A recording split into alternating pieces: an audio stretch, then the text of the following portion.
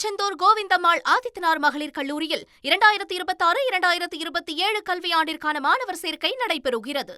3 நாள் பயணமா இப்ப டெல்லி சென்றடைஞ்சிருக்கக்கூடிய முதலமைச்சர் விஜய் இப்ப குடியரசுத் தலைவர் திரௌபதி முர்முவை சந்திச்சிருக்கிறதா முக்கிய செய்தியை பார்க்கிறோம். அதற்கான புகைப்படமும் நமக்கு கிடைக்கப்பட்டிருக்கு. சென்ற முறை போனப்ப பிரதமர் நரேந்திர மோடி உள்துறை அமைச்சர் சந்திக்கலாம் அப்படின்னு இருந்தாங்க. ஆனா பிரதமர் மோடியை சந்திச்சிருந்தாங்க. அதற்கு அடுத்தபடியாக நிதியமைச்சர் நிர்மலா சீதாராமனை சந்திச்சிருந்தாங்க. இப்ப இன்னைக்கு போயிருக்கக்கூடிய இந்த டெல்லி பயணத்துல குடியரசுத் தலைவர், துணை குடியரசுத் தலைவர் இவங்களெல்லாம் சந்திக்கக்கூடிய அந்த ஷெட்யூல் அப்படிங்கிறது ஏற்கனவே நமக்கு தெரிய வந்த நிலையில இப்ப குடியரசுத் தலைவரோட முதலமைச்சர் விஜய் அவர்கள் சந்திச்சிருக்காங்க. அதற்கான ஒரு பிரத்யேக புகைப்படத்தை தான் நம்ம பார்த்துட்டு இருக்கோம்.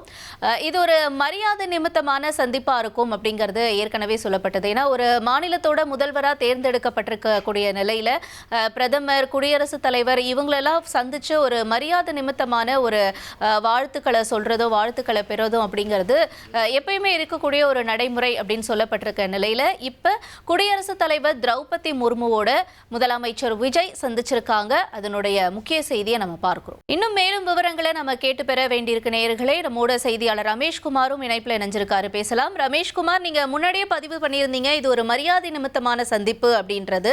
இப்ப அந்த சந்திப்பு நடைபெற்றிருக்கு, அதற்கான புகைப்படமும் கிடைக்கப்பட்டிருக்கு. மேலும் தகவல்களையும் நீங்க சொல்லுங்க. தமிழக முதலமைச்சர் திரு ஜோசப் விஜய் அவர்கள் குடியரசுத் தலைவர் உடனான அந்த சந்திப்பு நிறைவடைந்திருக்கிறது. சுமார் 10 நிமிடங்கள் அந்த சந்திப்பை நீடித்திருக்கிறது. மரியாதை நிமித்தமாக குடியரசுத் தலைவர் திரௌபதி முர்முவை தமிழக முதலமைச்சர் சந்தித்து பேசினார். தமிழக முதலமைச்சருக்கு குடியரசுத் தலைவர் தன்னுடைய வாழ்த்துக்களை தெரிவித்தார். அதனைத் தொடர்ந்து தற்போது குடியரசு துணைத் தலைவர் CP ராதாகிருஷ்ணன் அவர்களையும் தமிழக முதலமைச்சர் அவர்கள் சந்தித்து பேசி வருகிறார். குடியரசுத் தலைவருடைய குடியரசு துணைத் தலைவருடைய இல்லத்தில் இந்த சந்திப்பு நடைபெற்று வருகிறது. குடியரசு துணைத் தலைவரை சந்தித்து முடித்த பிறகு காங்கிரஸ் மூத்த தலைவர்கள் உள்ளிட்ட பலரையும் தமிழக முதலமைச்சர் அவர்கள் சந்தித்து பேச இருக்கிறார். ஓகே, உங்களுடைய தகவல்களுக்கு நன்றி ரமேஷ். தற்பொழுது குடியரசுத் தலைவரை சந்திச்சிருக்காரு முதலமைச்சர் விஜய்.